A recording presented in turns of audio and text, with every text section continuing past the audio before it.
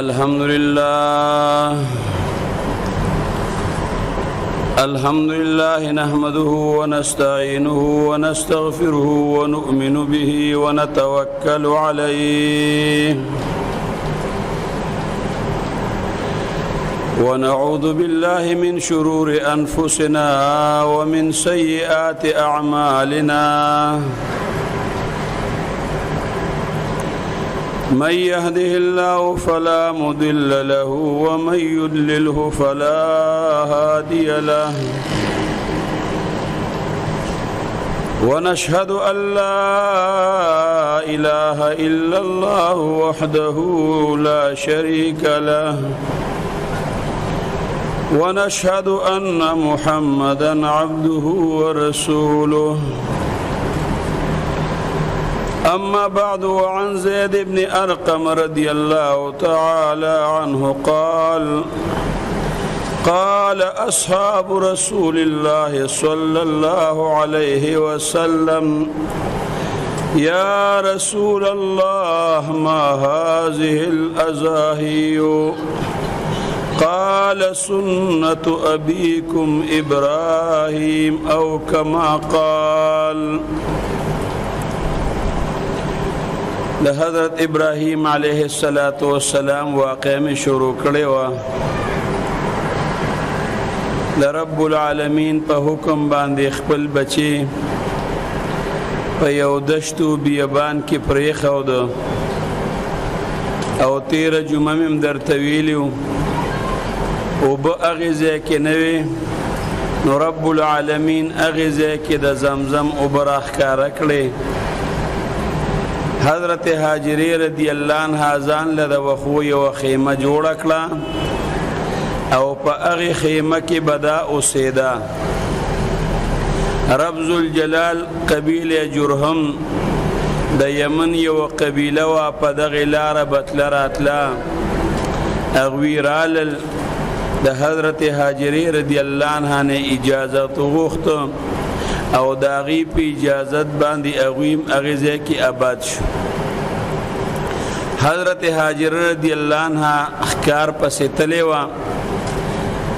چې دا د اخکار نه واپس را روانه و وی قتل نو یو زمری راغلی او د حضرت اسماعیل علیه السلام سره په خوا کې ولاړ دی. اوس مور چې د بچی په خوا کې زمری ویني نو په دې مور باندې به څومره سخت تیریږي. نو په حضرت هاجری رضی الله عنها باندې ډېر زیات هیبت راغی او ډېر زیات غمجن شوه. خپل بچی له په منډه باندې رااله خو چې وی قتل نو زمری د حضرت اسماعیل علیه السلام په خوا کې ولاړو هیڅ غږ یې ورته نو کړی. دغه زمری چې حضرت هاجر رضی الله عنها اولیدا نو داغه خوشامند شروع کړي او داغه نتورا تو شو او اغه سپی چې خپل مالک ته لکه ترنګي وړقي اغه شانتي لکه کولا او د حضرت هاجری رضی الله عنها روان شو. حضرت هاجری رضی الله عنها چې د الله د الوی رحم اولیدا چیر زمری خو په انسان باندې حمله کوي نه ما ته غږو کو نه زما بچی ته غږو کو نو د الله شکریا دا کړو پزمکه باندې په یو غرز باندې په سجده باندې پرې وته. هغه تندې د یو کانی سره ولګید داغې نوین روانه شوې خدا عجز پدې باندې نه د پوي چې زما دا تندې زخمی شو دا غوشو او د دین ویني روانه شوی دي او داسې یو رڼا او نور اوزلید هغه رڼا لري بری پورې خوره شوه. ډیر سات پس دا د سجدې نه را پاسې ده چې وی قتل نو هغه کاڼي په وینو باندې رنګ بنګو هغه کاڼي ځان سره وساته او دیوی چې کلم ابراهیم علیه السلام راشي نو زب ورته د زمزم دا واقعا بیانوم او زب ورته د غزمری دا واقعا بیانوم. چې کله حضرت ابراهیم علیه السلام راغی نو بیبی هاجری و تاغه کانی خو چې د الله شکریه مې ادا کوله نو دا تندې مې د کانی لراغې سجده مې کوله تندې مې زخمی شو زه پې نیم پیښوي او زمری راغلی او زما بچیو ماته از غږم ونکړ حضرت ابراهیم علیه السلام چې دا خبر اوریده نو هغه وی چې د حرم مبارکه کوم ځمکه د زمین حرم په دې کې به بالکل څوک ښکار نه کوي اوس هم د حرم په ځمکه کې ښکار منه دی او ښکار بیا اونې غواړي اونو بوټو کې ښکار پاتې کېږي نو د دې وجې نه چې په حرم په ځمکه کې چې کوم زمین حرم دی او په هغې کې یو هغه اونه ده چې انسان خپله کرلې ده هغه نه یادوم خپله قدرتي چې پکې کومه ګیا زرغونه شوې ده او یا قدرتي پکې کومه اونه را زرغونه شوې ده هغه اونه به انسان کټ کوي نه صرف دا سرګړی او دا بروزه دا ته د دواړو جهانو سردار مبارک مستثنا کړی ده که د انسان د حاجت د پاری به جواز شته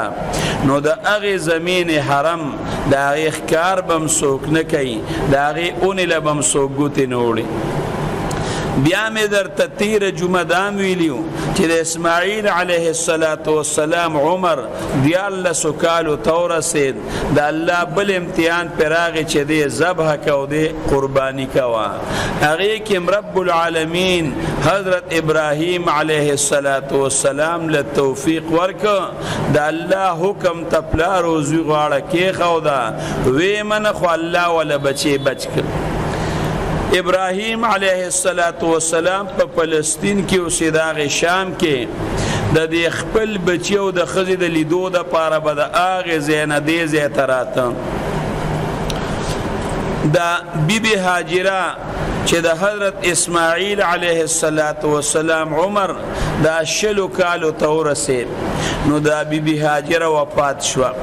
او دا کم ځای کې دفن شوې ده نو بیت الله سره خوا کې د بیت الله حصه ده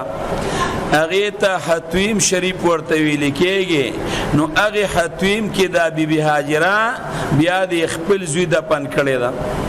او حضرت اسماعیل علیه السلام هغې قبیله جرهم کې واده کړی دی ابراهیم علیه السلام یو ځل راغی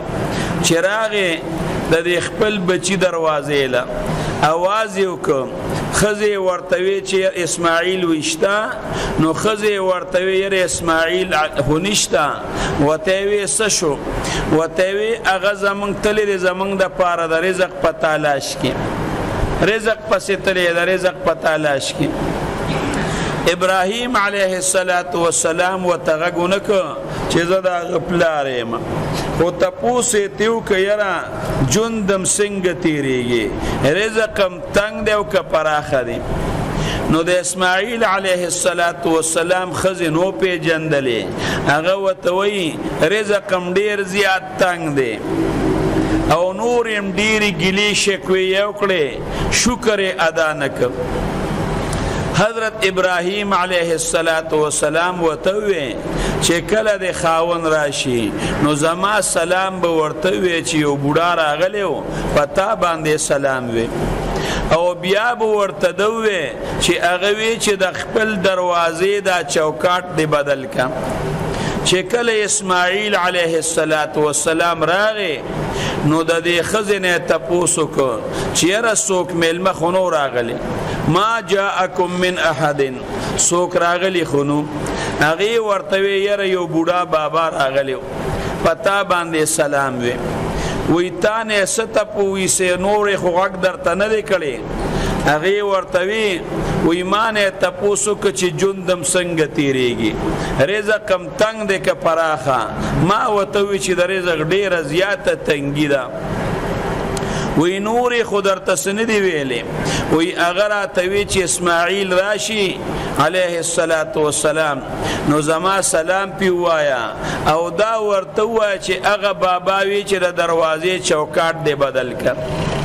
اسماعیل علیه السلام دې خزه توي تا د الله پاک ناشکری وکړه من باندې رب العالمین د ښکار غوخي خوري او تا د الله ناشکری وکړه نو د دروازې چوکاټ زماته نو ما ته پلار حکم وکړه چې دا خزه ځان سره مساتم هغه خزه بیا د ځان جدا کړه او خپل کور ته ولېګله رونو نن سبا خزو کې ناشکری ډیره زیاته ده په وړه وړه خبره بدا ناشکری کوي د دواړو جهانو سردار مبارک فرمایي وی کټول عمر یو خزه سره ته احسان کې جامع بول وروړي پیزار بروړي مثلا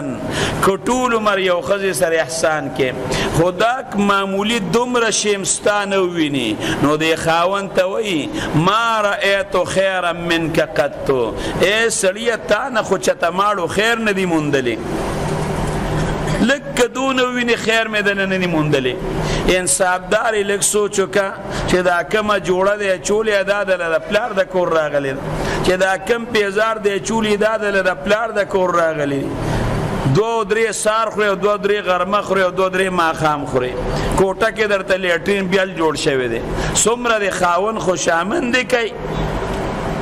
او پدې کې ممدنه خیر نه دی مونډلې دا ډېر زیات ناشکر دی ګوري د دواړو جهانو سردار مبارک د منزله لار د اختر منزله یا د کړکوټ یا د غټ معاملہ خزی عیدګاه ته تلې نو د دواړو جهانو سردار مبارک په خزو باندې تیر شو اوس خو چون کې فتنه را او زمو علماوی خزی به جمعات ته نزي لکه فتنه زیاتې دي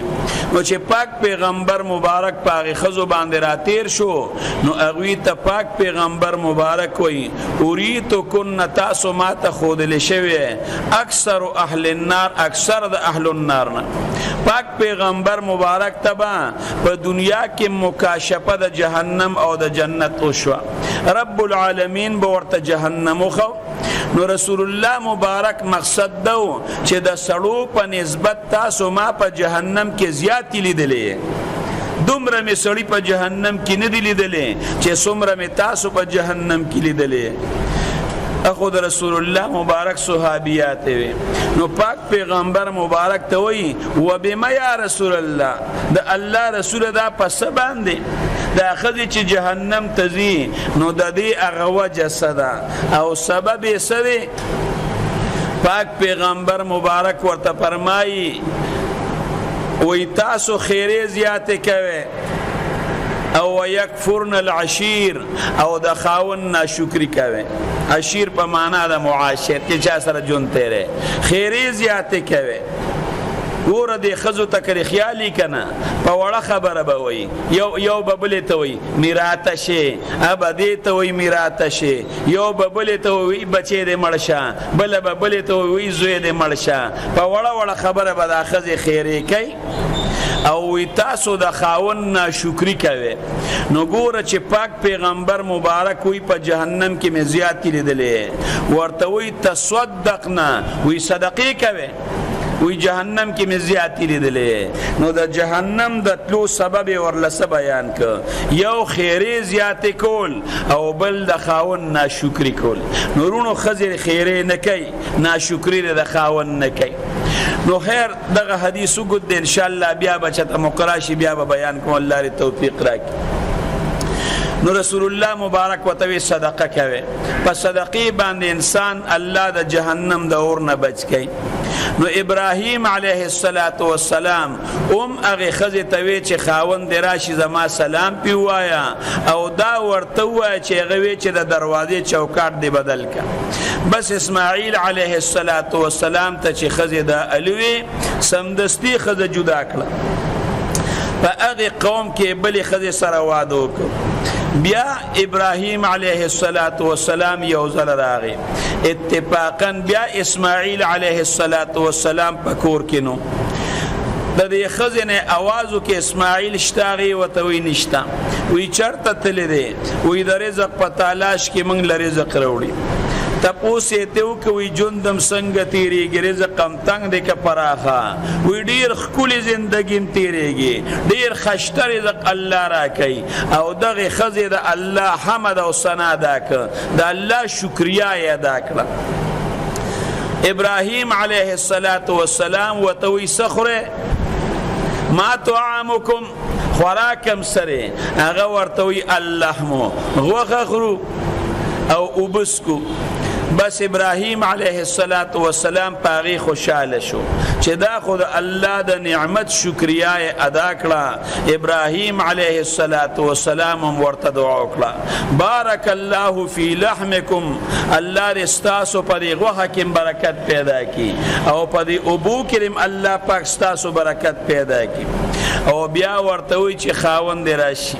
نو زما سلام به پیوي او دا به ورته وی چې را بوډا بابا وی چې د دروازې چوکاټ دی برقرار اوساته بدلوي ما حضرت اسماعیل علیه السلام چې راغی د خزینه تپوسو ک یره وی سوک خوراغلی نو هغه ورته یو بوډا بابا راغلی نورانی چهره او وجه والا کل مخوالا وی سیوی درتا وی ستا تپوسو کوئی ما وتوی چې تلی د رزق پتا لاش کې وی نور درتا سوی وی راتوی چې جندم څنګه تیریږي رزقم څنګه دی وی ما وتوی چې الحمدلله رزقم ډیر زیات پراخه دی غوخي خرو او منګه د زمزم وبسکو وی دعا یې راته وکړه د دوړو جهانو سردار مبارک فرمایي وی په دغه وخت کې چې ابراهیم علیه السلام دوی ته د غوښې دعا وکړه او د ابو دعا یې وکړه نو دغه وخت کې په مکه مکرمه کې دانه نه وه غله پکې نه وه ځکه دغه دوه شیزونه یاد کړل خنه وی نورې درته سوې وی راته وی چې ښځې ته به دې وی چې دا چوکاټ د دروازې برقرار وساته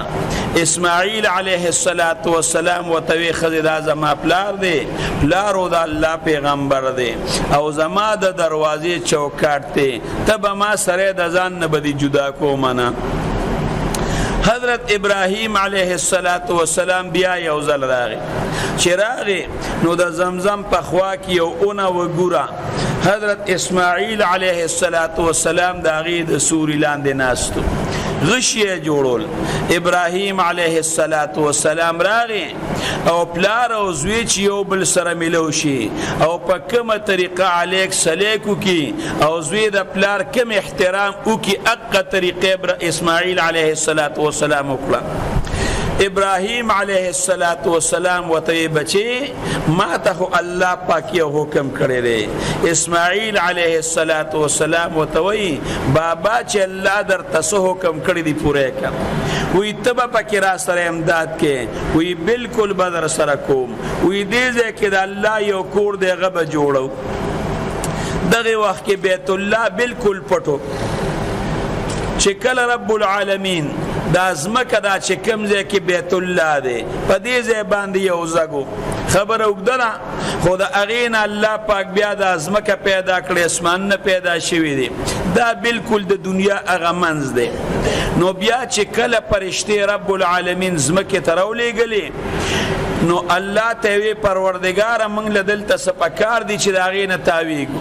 بره خو بیت المعمور رب العالمین ولله زمرودو پکانې کې یو بیت الله ورکړ دا چې کوم ځای بیت الله دی په دغه ځای پروت و طواف به یې کو رب العالمین پیریان پیدا کړل پیریانو فساد شروع که الله ته بیت الله اوچت که چې بیا کله الله پاک آدم علیه السلام راولېږه دنیا ته نو الله ورته حکم وکړه دا چې کوم ځای بیت الله دی بنیادونه وکنستل او دقه ځای کې د الله په حکم بیت الله جوړ کړ بیا دوباره چې روان شوی د شیش علیه السلام جوړ کړ بیا د هغې نه پس نوح علیه السلام جوړ کړی دی بیا د نوح علیه السلام په طوفان کې روان شو نو دغه ځای کې ډېرې زیاتې شګې وې د بیت الله غ بنیادونه پټو ابراهیم علیه السلام ته الله حکم وکړ چې بیت الله جوړ کړه اوس پته نه لګېده چې په کوم ځای جوړ کړي رب العالمین یو اواره وستا هغه د شګو هغه ټوپ هغه ډېرې کمر یې والوزو هغه د بیت الله غ بنیادونه راښکاره شو ابراهیم علیه السلام بیت الله جوړول شروع کړ اسماعیل علیه السلام چې خوا کې ور سره کوم غرونه دا غینه به ګټي راوړې او کانی ابراهیم علیه السلام به د ګلکارې کار کو د بخټ او غانی ورکول هغه به لګول چې کله لګ اوچت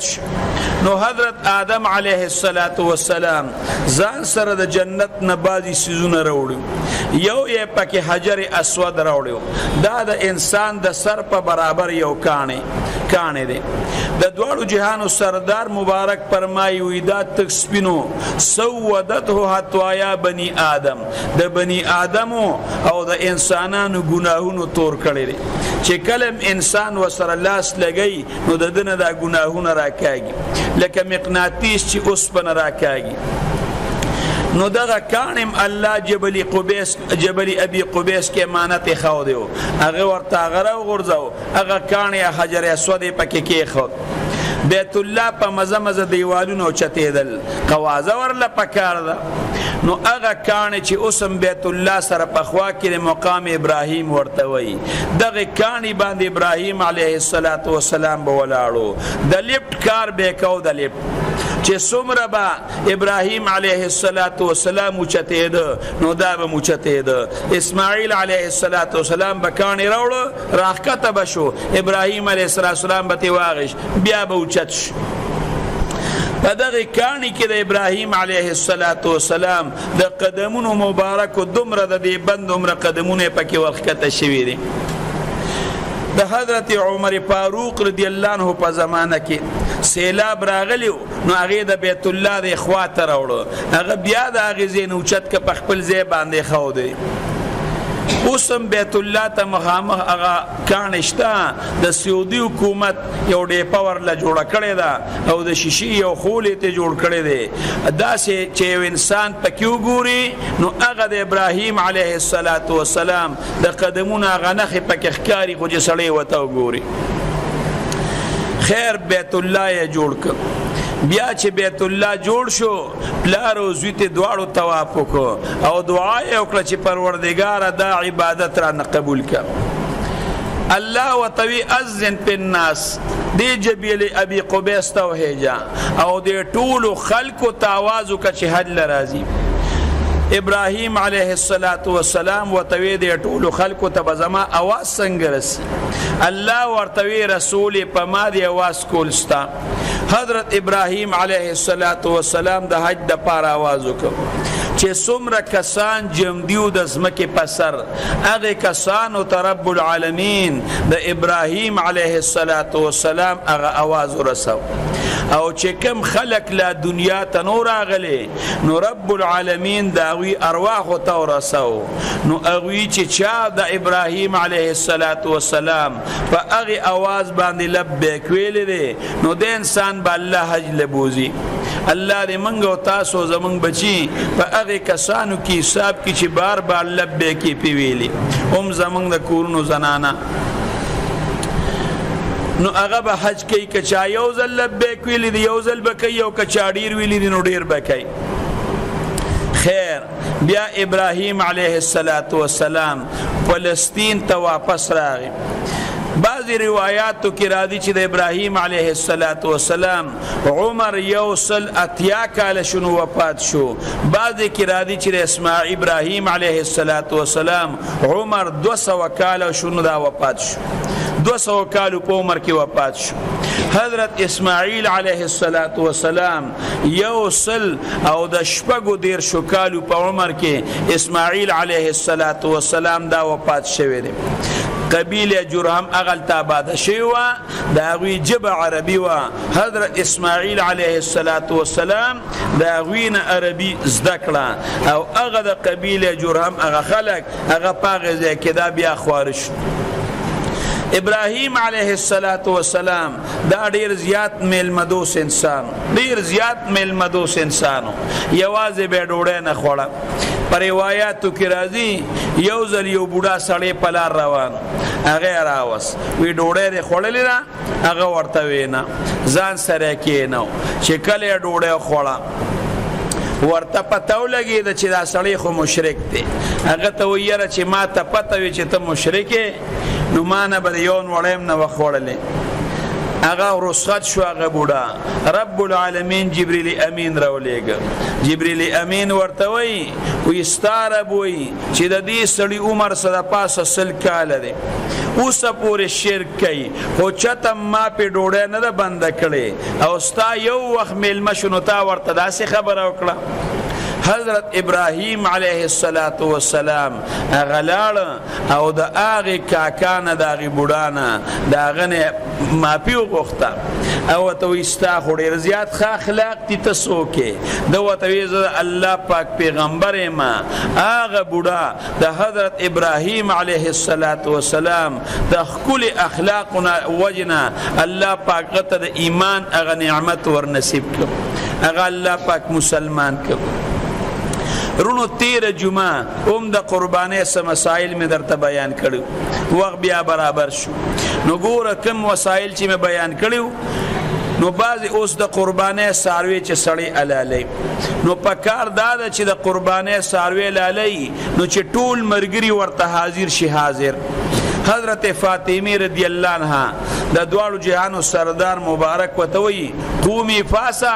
پشهدي او د خپل قربانۍ تر حاضر شه وی ولی زکه چې د دې پاغي اوله قطره باندې به الله تا ته ټول ګناهونه وبخي وینه بل ازمه کې لتلمني چې ستا ګناهونه به رب العالمین تا ته ټول وبخي نو د قربانۍ ساروي چې د لالیږي ناغه ته حاضر دل پکار حدیث مبارک میں درته وي صحابه د پاک پیغمبر مبارک نه تاسو کو ما هاذل ازاهی یا رسول الله د الله رسول د قربانۍ حقیقت سره پاک پیغمبر مبارک وتوی سنت ابیکم ابراهیم تاسو د پلار د ابراهیم علیه السلام طریقه دا تاسو د پلار د ابراهیم علیه السلام هغه یادګار دی په دې ورځو کې مسلمانان هغه یادونه تازه کوي د صفا او د مروه په مابین کې بیبي هاجره منډي والدي حجیان باغ منډي وای ابراهیم علیه السلام په شیطان باندې گزارونه کړی دي په دې ورځو کې به حاجیان په شیطانانو باندې گزارونه کوي د طواف نه پس ابراهیم علیه السلام 2 رکعات مونږ کړی دي نو چې څوک هم طواف وکي نو 2 رکعات مونږ به بیا د طواف نه پس کوي واجب الطواف دغه قربانی ابراهیم علیه السلام زوی قربانی کو الله بچ ک غړي راولېګ مالدار مسلمانان دا به قربانی کوي دا د ابراهیم علیه السلام غو طریقه ده نو صحابه ورته وی وی دا الله رسول منګله پکې سدي پاک پیغمبر مبارک وتوي پخر ويخته باندې او پخر وړې باندې لکه ګټ کې وړې ده الله به پتا سول یو نیکی درکې نو چې کلم انسان د قربانې ساروی رونو علالای نو یو خود ساروی په مخ کې چاړه تیر کول دا بالکل مکروه ده بنکه ځکه دا جزانان پویږي او دوی مدادا چې ساروی علاله نو یو ساروی د بل ساروی په مخ کې باندې مالاله و درې مداد چې کله د لالولو زیته بوزه نو په زور باندې د ساروی بوزما سلوره مداد چې د ساروی علاله نو په درځه مرا دغه کو چې داسې نه چې اسیم زغه کوم نو او په چاړه ول یو گزار ورکنه خو کوشش وکاو چې په داسې طریقې راو غورځي چې هغه ته تکلیف نه رسې پګس طرف باندې سملوا چې سات نظر اوخیږي ک قبله تر ولا مخنم کړي نو سنت به پاتې شي نور قربانه کس نقصان ناراضي چې کم سړی علالي بسم الله والله اکبر بوي چې تر سو پوری د ساروی نه سانه دوته نو تر هغه وخت پوری په سرمن مباسه بعض خلک ډیر زیات ظلم کوي دا غلا ساتنیوته او په سرمن په شروع کې نه چې تر سو پوری د ساروی نه سانیوته نو کوشش کوي چې دا هغه پوری ته سرمن اون باسه چې کله ته سوزي نو دا هغه نه پس بیا دا هغه ساروی نه سرمن وباسه او 13 جمعه مم در طویلیو چې کله غوخه تقسیموي نو پتل باندې تقسیم کا خپین تقسیم کې دا څه بنه کوي چې یو سړی وي خپې مډيري خوږيږي او د اده او د بیبي خپې می خوږيږي او دا بزاغې له یو سم غوند خلک غږ نشي کولړینی و یو سنو بل وای مازغه می د بابا کمزوري دي په یو یوړو مازغه پکې بل یوړل نو پاتې پکې څه شو نه هر شی د شریک شی دی هر شی به دا تقسیمیږي که په خپل رضا څوک یو شی چاله ورکوي هغه بیا خبره پخوا دا مشران ډېر زیات خیاران دوی ته پته وه چې دا سر منګه نشو ماتولی او دې کې دومره مازغري چې دا یو ولي بلبل لې خفګان جوړیږي نو دا به یو غریب انسان له سر ورک یا د جماعت امام به غریب به نو هغه به دا سر د شریک نه ورک په شریکا بس غم به دا غي غوس کو رونو یو خبره درته وکم د عرفه پرواز باندې روزه نیول دا د عرفه پرواز باندې روزه نیول دا سنت دی خو چې کم سړی حج ادا کوي نو الته مشقتونه زیات دي نو هغه ځای کې د روزه نه نیسي او که حج نه کوي نو د عرفه پرواز باندې روزه نیول دا سنت دی د دواړو جهانو سردار مبارک فرمایي وی د الله د فضل نز امید کوم چې دا د عرفه روزه دا د تیر شوی کال د ګناهونو او د راتلونکي کال د ګناهونو به دا کفاره شي رب العالمین به په درله د 2 کال ګناهونه ورجي چې کم کال تیر شوی دی نو دا غي ګناهونه بم د رب العالمین ورجي او د راتلونکي کال ګناهونه بم د ورجي خاصه نه چې وې دا رپیرو جمیونی وا او د تیر شوی کال ګناهونه را تعالی معاف کړل راشه په دې کال کې په ورچا پشا دا به تعالی ما پیدا سيونه کې غوري مقصد دا چې د آینده کال کې ته ګنام کې نه الله به دې په خپل رحم او فضل ساتي د نیکو توفیق بدل درکې او که غیر اختیاري د نه ګناو شي نو دا ګناهونه به در رب العالمین مات کی نو در په دروازه روزه چې وسکیږي نو زنانه دم دار په دروازه روزه ونیسي یلکه د 2 کال ګناهونه بسمري او بیا خو پښتنو تخپل ګناهونه معلوم دي او توبه مو سره وباسه نو چې انسان د ګناهونو توبه مو باسي نو واړه بم رب العالمین درته ماف کی غټ ګناهونه بم درته الله ماف کی نو د 2 کال ګناهونه په یو روزه باندې الله ماف کوي نو سونه اسانه شو د الله رحم ډیر زیات شو بل دا چې کوم لس ورځې د ذوالحجې دا چې کوم میاش روانه ده نو د دې لس ورځونه بهترین ورځې نور نشته لکه سین چې د رمضان هغه لس ورځې اخیری پاغي کې د الله رحمتونه د باران په شان راوريږي د غرنګ په دې ورځو کې د الله رحمتونه د باران په شان راوريږي په کار خدا چې د میاش روخیږي نو په لسم اختر دی نو دا نه هر ورځې کې بندرو جینې سنو ډیر زیات ثواب دی ډیر زیات ثواب په الله ور کوي کدا نه هر ورځ نشي نیوي د عرفه د ورځې روزه ونیسه چې کوم انسان قرباني کوي نو دې نو کونم نه کټ کوي او دې وختم نه کټ کوي چې کله قربانیو کې بیا دې کټ کوي ک کټې کل ګناه پکې نشته خو مستحب ده چې اخلي دینا حاجانو سره مشابهت ته چا چې احرام تړلی او ان هغه وختم نه کټ کوي په حالت د احرام کې نو کونم نه کټ کوي نو دې دم نه کټ کوي چې کله قربانیو کې نو بیا دې کټ کوي او د اختر پرواز او د غټ اختر پرواز او د کوټ اختر پرواز باندې روزه نیول بالکل دا ګناه ده خو دومره خبره ده چې د دواړو جهانو سردار مبارک د غټ اختر پرز باندې به خوراک نکاو چې کله به قرباني وکړه نو د قرباني هغه غوخه به خوړه دې ته روزه نه وي دې ته امساک وي روزه نیت باندې کې دا هغه څنګه امساک ته که سړی خوراک کوم کې د ګناګاریږي پنه او که اون کې د قرباني په غوخه باندې خوراک وکي نو د رسول الله مبارک هغه سنت او هغه طریقه برونو داداش تکبیرات التشریق الت ابراهیم علیه السلام چې کله زویل علی او تیر جمعه می در طویلو ناغم بعضی الفاظ ویل دي اسماعیل علیه السلام ویل دي ابراهیم علیه السلام ویل دي هغه الفاظ الله اکبر لا اله الا الله والله اکبر ولله الحمد نو دا تکبیرات تشریق دا برونو د عرفه پرز باندې شروع کیږي پس وې مرز د عرفه د اختر په نخ مرز باندې بدا شروع کیږي او فتوا زمون په قول د صاحبینو دا د امام ابو یوسف او د امام محمد صاحب نو دا غوی قول به ذکر کم نو لګونت خیال وتکوا یو د عربیر وشو کنه د عربی پر سار مانځ پس شروع شو دی بیا د اختر وز دویمه شو او بیا د اختر دویمه ورځ درېمه شو او د اختر درېمه ورځ سلورمه شو او د اختر په سلورمه ورځ د مازیګر د مانځنه پس بیا بنديږي دیری شو منځونو پس بدا ویل کېږي څوک به وای چې کم سړی مقیم دی یو ځای کې ډیره دی غبیم وای که یو سړی مسافر دی غبیم وای سړی بیم وای خزه بیم وای امام بیم وای مقتدی به وای خودمره خبره چې کم سړی دی غبه په جهر او په زور باندې وای او خزه به په مزه باندې وای او یو ځل دا تکبیرات تشریق دا د فرض مانځنه پس یو ځل دی ویل واجب دی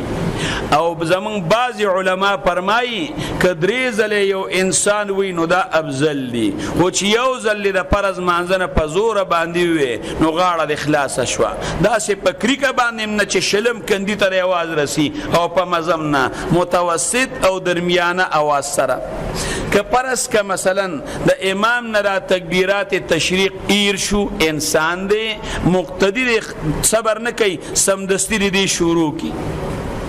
دی وای که په دې د اختر وزو کې جمعه رااله نو د جمعې د مانځنه پس به وي اوس د اختر د مانځنه پس ویل شته او کې نشته د علماو په کې اختلاف دی خو غوره خبره ده چې د اختر د مانځنه پس ویل شو به اختر ده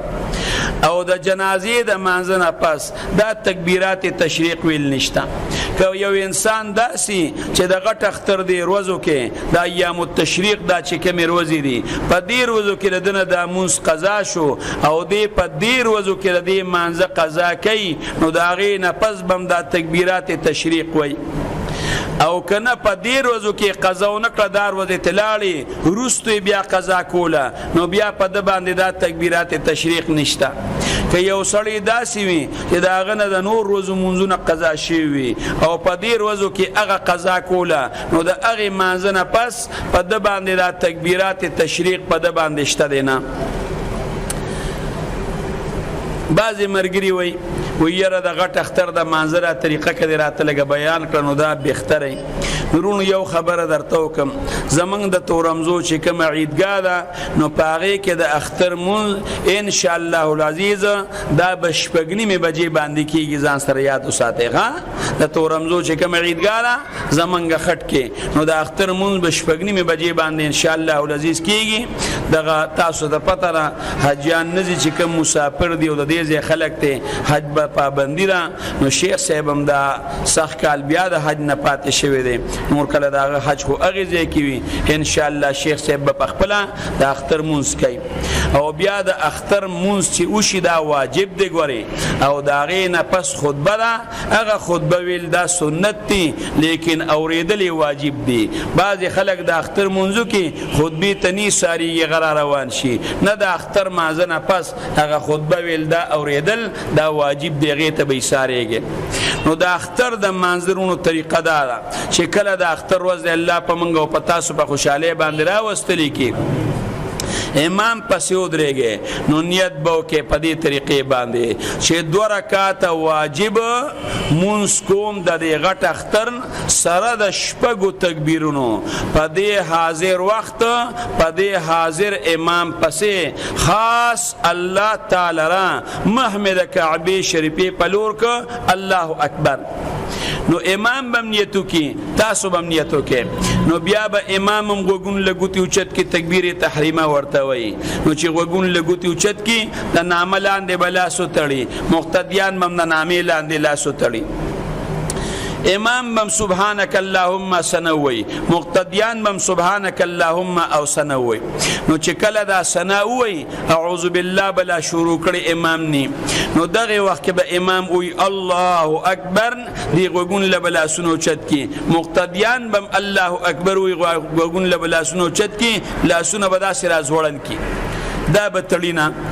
بیا به امام په دویم کرت وی الله اکبر وګون لبلا سنو چت کی مقتدیان بم وګون للا سنو چت کی الله اکبر به وی بیا به د لا سن راز وړن کی تړي بنا پدریم ځل به امام بیا الله اکبر وای لاسونه به وګون لوچت کی مقتدیان به موچت کی نو چې دریم تکبیر وای امام بم لاسونه د نامې لاندې وتړي مقتدیان به موتړي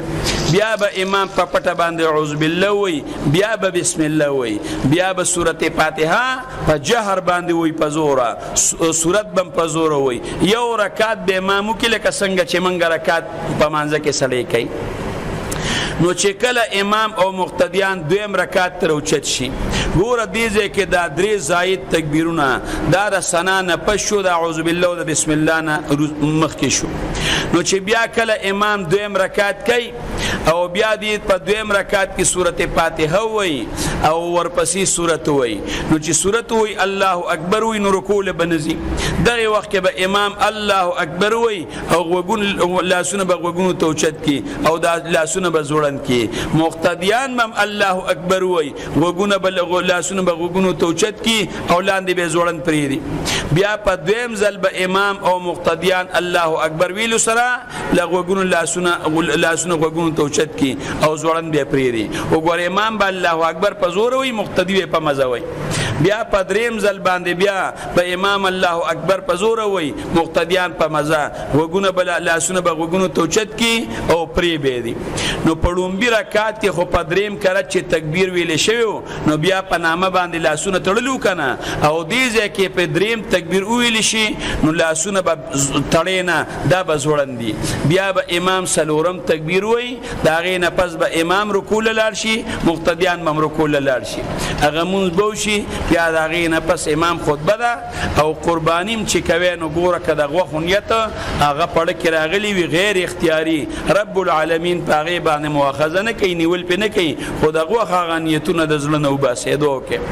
یا الله زمونږ ناراضي شي الله موږ د خپل قهر او ساته الله موږ د خپل عذاب او ساته الله چې د قربانو ارادي کړی دي او ساروی غشتري او یا چا ساروی نه غشته الله توفیق ول پروردگار ورکه او چې سو قرباني کوي الله ذات په خپل دربار کې پروردگار قبول او منظور کړي بل مابین کې الله ر اتفاق او اتحاد زندگی نصیب کړي الله د پروس کال نمخ کې کلنو کې چې څنګه به حرمینو ته پروردگار خلق په کثرت سره تل او زیات خلق بتل حجونه به کول پروردگار په هغه طریقه باندې الله بیا د حجونه روان کې څنګه چې مخ کې عمره وي هغه شانته بیا د عمره پروردگار جاری او ساری کې او چې څنګه مخ کې ټیکټونه ارزان او کم خرچې راتلې پروردگار په هغه طریقه باندې بیا روان کې او الله چې څوک هم د دې د بندولو کوشش کوي باندې جوړي او هیله جوړي الله دا غوي غزلونه پروردگار صحیح لارې تراواړي او که بیا هم نسمیږي پروردگار د هر ځای چوي او د هر وطن چوي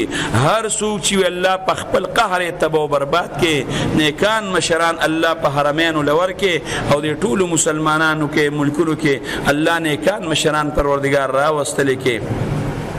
افغانستان کې تاسو ته پته را جنگ روان دي الله دې هغه ځای کې دا وی خپل مابین کې صلح را وستل کې او چې کوم حکومت ته الله دې طالبان اوس لاس لرا وستل کې بغیر جنگ جګړې الله دې په اسلامي قانون نافذ کې او زمونږ د خپل وطن تم دوه کې الله دې کې اسلامي قانون نافذ کې چې کوم مشران دې الله دې دیندار کې او کې دینداری په قسمت کې نه نو رب العالمین دې روک کې او الله دې زمونږ د وطن له دیندار مشران ورکی دا پاک پیغمبر مبارک اگر اورل شي دین او د الله چې کوم دین را لېګل لري دا هغه نظام پکې قائم او دائم شي الله موږ د خپل قهر او د عذاب نو ساتي اخر وخت په خپل دا کلمه روانه کې لا اله الا الله محمد رسول الله صلی الله علیه وسلم